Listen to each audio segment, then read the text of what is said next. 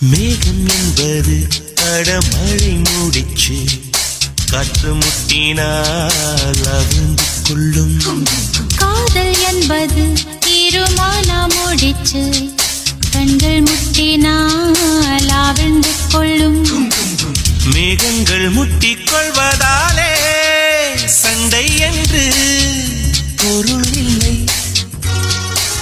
தேகங்கள் முட்டிக் கொள்வதாலே உடல் என்று பொருள் இல்லை. இதழ்கள் பொய் சொல்லும் இதயம் மெய் சொல்லும். தெரியாதா உண்மை தெரியாதா? காதல் விதை போல மௌனம் மண் போல முளைக்காதா மண்ணை துளைக்காதா? யார் சொல்வதோ யார் சொல்வதோ பதில் யார் சொல்வதோ யார் சொல்வதோ?